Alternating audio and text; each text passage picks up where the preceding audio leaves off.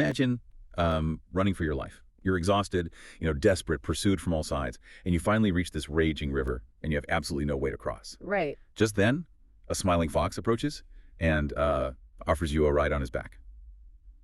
Do you take it? Well, I mean, that is the million-dollar question, right? Yeah, because today we are taking a deep dive into a deeply cautionary essay that asks if an entire nation is about to make the exact same fatal mistake as the gingerbread man from that classic childhood fable. It's a brutal framing. The author uses that fable to look at this fascinating intersection of desperation, power, and what they call emotional diplomacy. Exactly. We're diving into the unrecognized state of Somaliland and its reported diplomatic engagement with Israel. We want to understand how powerful nations use unrecognized states. So, going back to the gingerbread man metaphor, how does the author actually apply it? Well, it's the perfect lens, really. In the story, the gingerbread man believes he's, outsmarted everyone. He runs from his pursuers, mocks danger, feels incredibly clever. Right, you can't catch me. Exactly. But when he meets the fox at the river, the dynamic entirely shifts. The fox doesn't attack him. He simply offers help. Safe passage across the water. So the gingerbread man climbs on, first onto the tail to keep dry. But then the water gets deeper, so he moves to the fox's back, then to his neck. And finally to his nose. And at that exact moment of maximum trust, the fox just tosses him into the air and swallows him whole. Oh, wow. Yeah, the essay takes this children's story and turns it into a stark geopolitical question.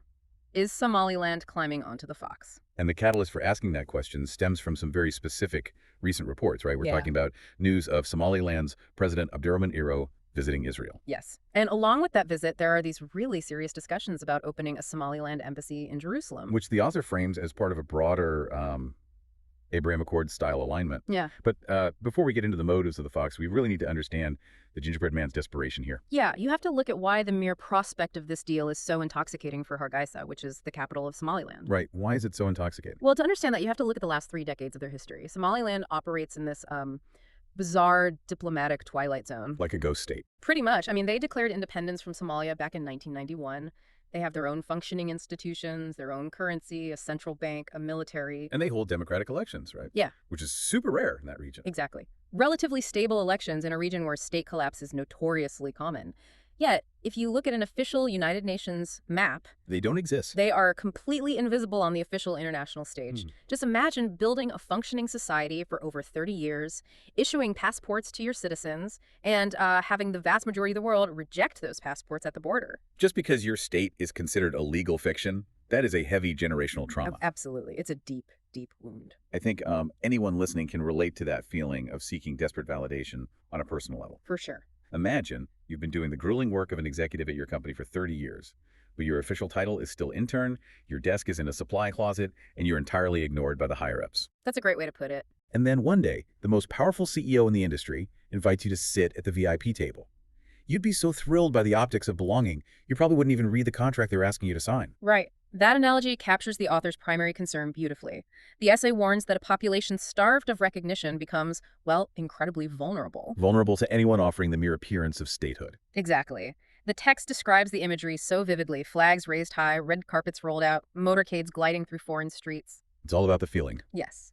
For Somalilanders, the author notes, this isn't merely a transactional diplomatic exchange. It feels like profound emotional vindication. They finally feel seen. But the author's assessment of this feeling is incredibly stark.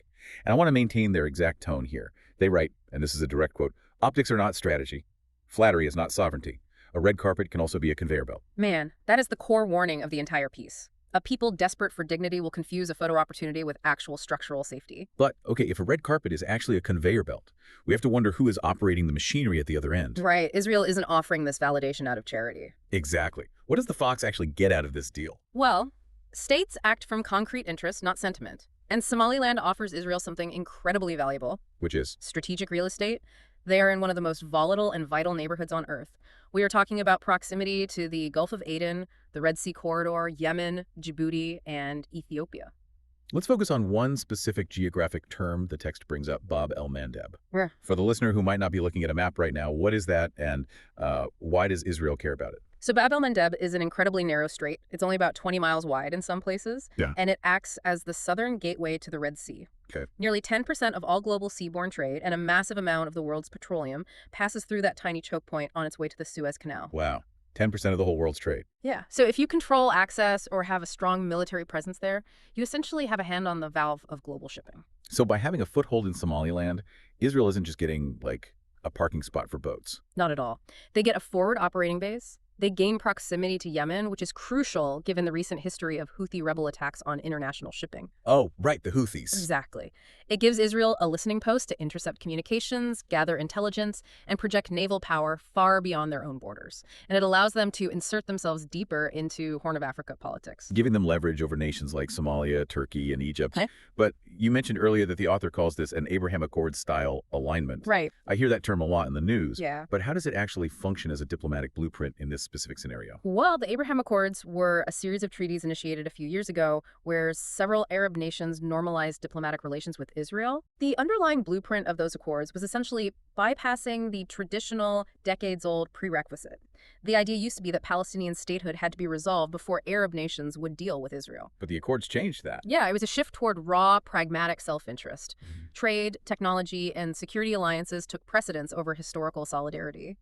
So the author suggests Israel wants to replicate that dynamic here with Somaliland. Right. But there's a massive public relations component to this, right? It goes far beyond just shipping lanes. Oh, it's the text's most provocative point. Amid the intense, widespread international damage to Israel's reputation due to the Gaza conflict, Somaliland offers an absolute public relations coup. Really? How so? They offer the optics of a Muslim-majority polity openly embracing Israel. Wait, I'm stuck on one detail regarding that embrace, the talk of opening an embassy in Jerusalem. Yeah. Why does it matter if the embassy is in Jerusalem versus, say, Tel Aviv? It matters a lot. Isn't an embassy just an office building? Why is the author highlighting that specific city as such a massive PR prize for Israel? Because Jerusalem is deeply contested territory, both politically and religiously. In the context of the Muslim world, which the author emphasizes, Jerusalem is referred to as Al-Quds. Oh. It is considered sacred ground, home to some of the holiest sites in Islam. Most of the international community, including powerful, officially recognized states, keep their embassies in Tel Aviv. Just to avoid implicitly validating Israel's claim over the entirety of Jerusalem before a final peace settlement is reached, right? Exactly. So if a Muslim-majority polity like Somaliland opens an embassy in Jerusalem, they are handing Israel a massive symbolic victory. I see. So Israel gets to use this as evidence that Muslim outrage over Gaza and the status of Al-Quds can be bypassed. Yes. If local interests are strong enough, they can bypass the outrage. It actively fractures the diplomatic consensus around Jerusalem. As the author states, this is not a small gift. For Israel, this is a strategic trophy. But let me play devil's advocate for a second.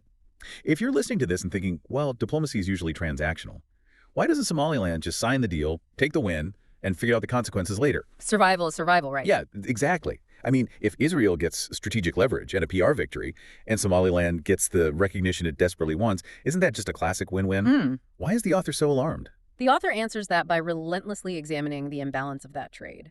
You have to look at what Somaliland actually receives in return for handing over the strategic trophy. Okay, what do they get? The author fires off this rapid-fire reality check. Does Somaliland get a mutual defense pact? Do they get United States recognition as a byproduct?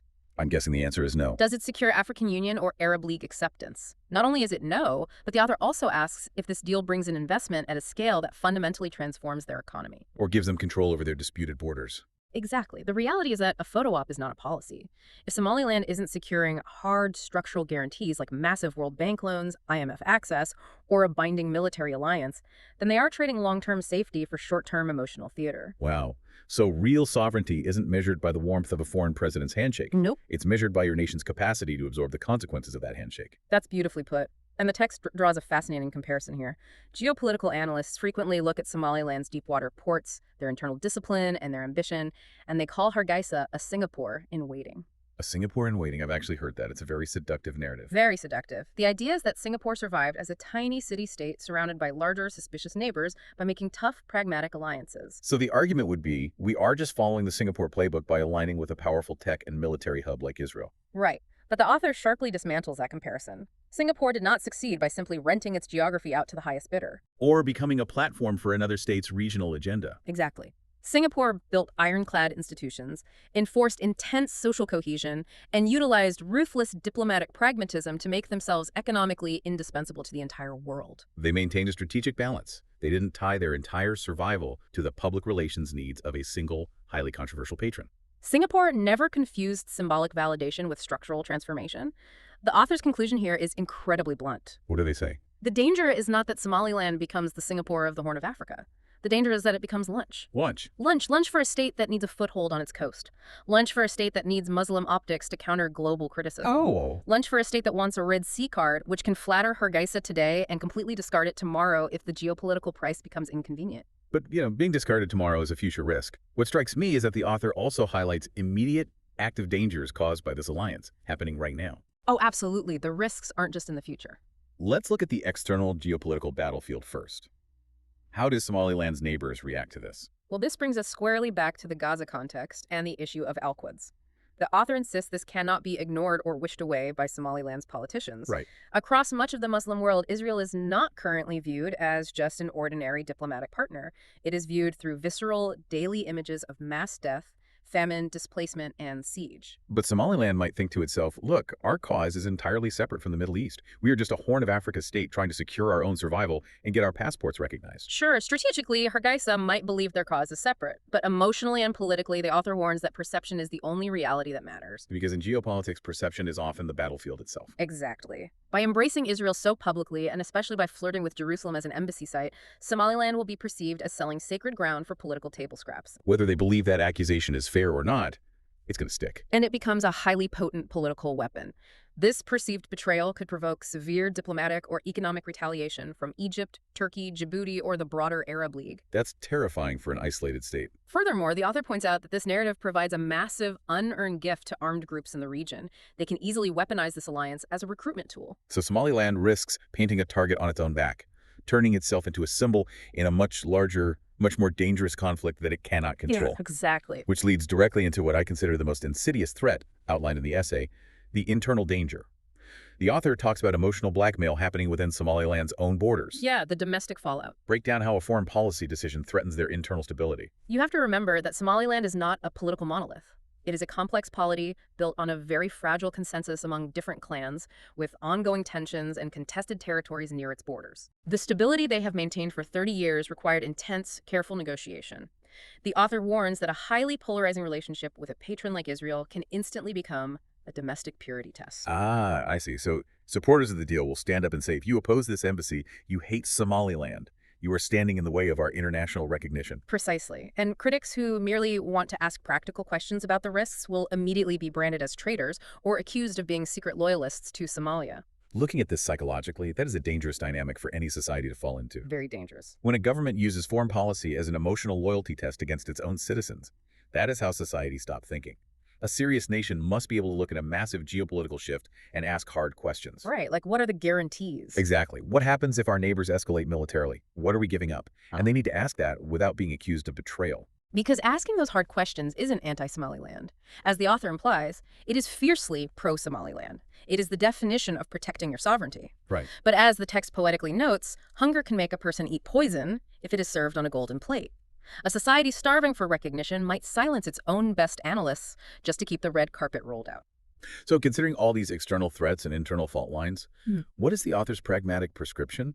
Are they suggesting that Somaliland should just refuse to engage with Israel entirely, just pack up their aspirations and accept being ignored forever? No, the advice is deeply pragmatic, not isolationist. Serious states engage widely, even with highly controversial powers. But engagement is not surrender. Right. The author argues that if Somaliland is to deal with Israel or any powerful patron, it must do so from a position of disciplined suspicion, not emotional gratitude. Disciplined suspicion. I love that phrase. They cannot afford to be the gingerbread man marveling at how nice the fox is being. They really can't. They must demand concrete, written, measurable gains. They must avoid symbolic overreach that needlessly antagonizes their neighbors. Particularly regarding the location of an embassy in Jerusalem. Exactly. And above all, they have to fiercely protect their own internal debate. They cannot allow foreign policy to become a carnival of clan nationalism where asking questions is treated as a crime. Yeah. They must remember that recognition from one single polarizing state does not magically equal international legitimacy. Well, bring this back to you, the listener. Why should you care about the diplomatic strategies of an unrecognized state thousands of miles away? It's a fair question. Because this essay is a masterclass in how power operates in our world. It's a stark reminder that whether you are navigating a business negotiation, dealing with complex office politics, or watching global geopolitics unfold on the news applause from a powerful patron, never equals safety. Never. Flattery is often the exact tool used to disarm your critical thinking. The moment you feel emotional relief because someone powerful is finally paying attention to you, that is the exact moment you need to read the fine print twice. Which leaves us with a final, somewhat darker thought to mull over, something that builds on everything we've explored today. Let's hear it. If a desperate, unrecognized state is warned that relying on the flattery of a powerful, controversial patron is a deadly trap, It really begs a massive question about the global order itself. What do you mean? Is the modern international system of recognition inherently designed to prey on unrecognized states? Does the system leave these nations with absolutely no choice but to auction off their strategic value, their geography, and their very sovereignty just to earn the basic right to exist on a map? Wow. Yeah, if the only realistic way to gain entry into the international community is to offer yourself up as a pawn for those already inside it, you have to wonder if the game is rigged from the start. It's a system where vulnerability is immediately weaponized. Yeah. And in that kind of environment, you have to be incredibly careful who you trust to help you cross the river. You really do. The author leaves us with a chilling reminder. The gingerbread man did not die because he was hated. He died because he was flattered into moving closer and closer and closer to the mouth of the fox. And the fox always smiles before lunch.